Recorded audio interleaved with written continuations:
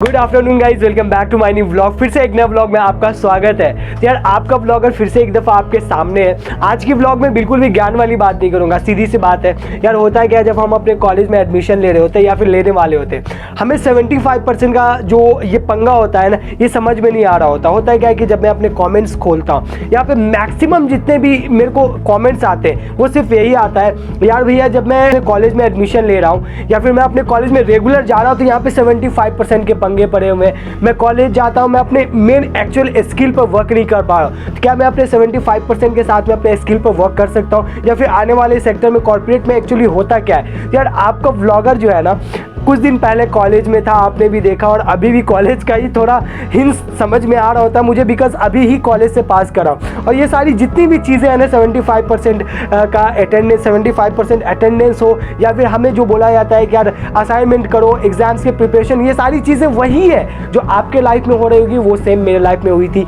या फिर हो रही थी।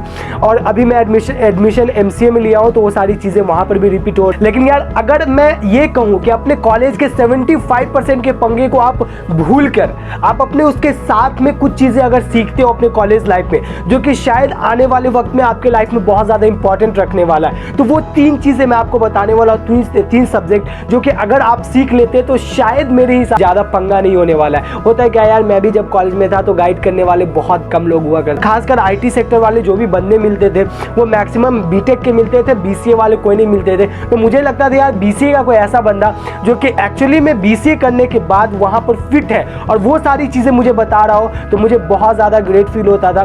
बट आज आपका भाई आपको वही सारी चीज़ें बताने वाला है, तो आज का व्लॉग बहुत ज़्यादा इंपॉर्टेंट है, तो प्लीज़ सब्सक्राइब का बटन दबा देना और चलो स्टार्ट करें। होता है क्या, जब हम किसी कंपनी में जाते हैं या फिर किसी कॉर्पोरेट सेक्टर के IT सेक्टर के कंपनी में जाते हैं, वहाँ पर हमसे जो इंटरव्यू लिया जाता है उसके 3 प्रोसेस होते हैं बेसिकली। पहला जो हमारा होता है वो फंडामेंटल, जो कि हमें एप्टीट्यूड राउंड कहते हैं। एप्टीट्यूड राउंड के बाद हमें स्किल राउंड होता है, जिसे हम कहते हैं कि यार इसमें प्रोग्रामिंग लैंग्वेज वगैरह पूछा जाता है, स्किल राउंड होता है। फिर स्किल राउंड जब आपका कंप्लीट हो जाता है तो सबसे इंपॉर्टेंट राउंड आता है जिसे हम कहते हैं HR राउंड। जिस HR राउंड में आपको डिसाइड करना होता है कि यार आपका सैलरी क्या होने वाला है। यार क्यों ना हम उन सारी चीज़ों को फोकस कर अपने पूरे स्टडी पर ध्यान दें। तो यार वही सारी चीज़ें कि जब आप अपने कॉलेज लाइफ में हो तो कुछ चीज़ें पर ध्यान दो। लाइक पहला सब्जेक्ट जो है वो ये है कि आप अपना बेसिक एप्टीट्यूड वही सारी चीज़ें जिसमें बेसिक मैथमेटिक्स आती है, इंग्लिश के ग्रामर होते हैं जो कि हमने पुराने कर्म करे हैं, 1 क्लास से लेकर अब पूरा ग्रेजुएशन कंप्लीट होने जा रहा है, वो अब तक जो भी हमने कर्म करा है, यानी कि जो भी चीज़ें हमने ग्रामर में सीखी है वही सारी चीज़ें पूछी जाती है। तो बेसिक एप्टीट्यूड में आपको बेसिक मैथमेटिक्स हो गए, आपके ग्रामर हो गए, और आपके कुछ जो है ना रीजनिंग पूछे जाते हैं, जो कि बहुत भद्दा सब्जेक्ट है, मेरे माइंड से तो प्रे रहता है। लेकिन हाँ, जब मैं विप्रो का एग्ज़ाम दिया था तो पता नहीं कैसे कोइंसिडेंटल रीजनिंग बहुत आसान आया था, तो जिस वजह से मेरा विप्रो एग्ज़ाम निकला और फाइनली मैं अभी सिलेक्टेड हूँ विप्रो में।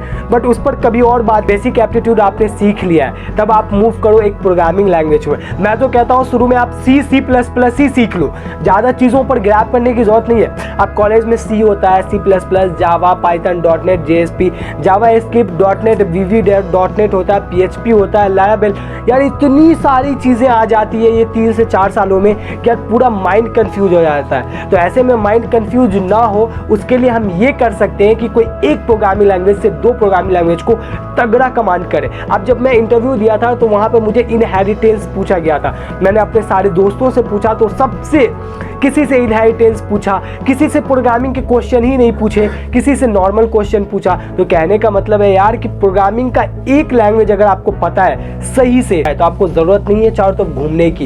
एक के जरिए आप बहुत सारे लैंग्वेज सीख सकते हो बहुत अच्छे से। तो आपको पहले एक प्रोग्रामिंग लैंग्वेज सीखने, आपने इन 3 साल के ड्यूरेशन में अगर कोई एक प्रोग्रामिंग लैंग्वेज पे तगड़ा कमांड कर लिया तो आपकी सारी चीज़ें वहीं पर डील हो जाती है। चलो इसके बाद बात करते हैं जो सबसे इंपॉर्टेंट थिंग है यार सबसे बड़ा चीज़ है कम्युनिकेशन स्किल। कम्युनिकेशन स्किल में हिंदी बोलना डजंट मैटर, हिंदी तुम कैसा बोलते हो कोई मतलब नहीं है, तुम्हारे इंग्लिश के पकड़ देखे जाएंगे। तुम इंग्लिश में कैसा बोलते हो, तुम इंग्लिश में क्या करते हो, ये सारी चीज़ें तुम्हारी बहुत ज़्यादा इंपॉर्टेंट रखेगी। तो यार कहने का मतलब आप अपने इन सारे 3 से 4 साल के ड्यूरेशन में आप 3 चीज़ों पर बस फोकस करो। पहली चीज़ हो गई आपका कम्युनिकेशन स्किल, दूसरा होता है आपका बेसिक एप्टीट्यूड, और तीसरा होता है आपका प्रोग्रामिंग लैंग्वेज। तो इन 3 चीज़ पर अगर आपने वर्क कर लिया है तो आपको ज़रूरत नहीं है कहीं घूमने की भी। और आपको मैं गारंटी दे सकता हूँ यार कि आप आने वाले वक्त में जॉब ले सकते हो। हमारे बहुत सारे दोस्त जॉब कर रहे हैं, मैं भी उसी में से एक हूँ।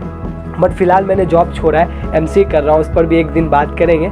अभी थोड़ा चीज़ें ग्रैप नहीं हो पा रही इसलिए बात नहीं कर रहा हूँ, छोड़ो हटाओ। बट यार अगर आप 75 के साथ साथ में चूतिया कटवा रहे हैं, कॉलेज जा रहे हो, चीज़ें सीख नहीं पा रहे हो, तो फिर वो सारी चीज़ें ना लाइफ में बर्बाद हो जाएगी। फिर वही लगेगा यार सीख लिया चीज़ों को, कुछ नहीं हो रहा है, कॉलेज पास कर गया। तो इसके लिए यार मेरे हिसाब से कहने का कि आप 3 चीज़ों पर फोकस कर लो, और ये 3 चीज़ों के बाद आपकी जॉब तो मतलब 100% है।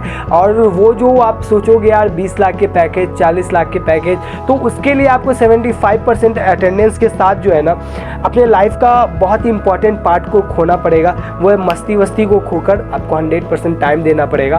तो चलो इसी के साथ अपना व्लॉग बंद करता हूँ, बिकॉज लेंदी व्लॉग अच्छे नहीं होते। मिलते हैं नेक्स्ट व्लॉग में, जब तक के लिए थैंक यू सो मच। है ना, सपोर्ट करना यार, आपका भाई आपका सीनियर है, हो सकता है जूनियर भी होगा, तो इसे सपोर्ट की ज़रूरत होती है। मिलते हैं नेक्स्ट व्लॉग में, जब तक के लिए थैंक यू सो मच। है ना, बाय बाय।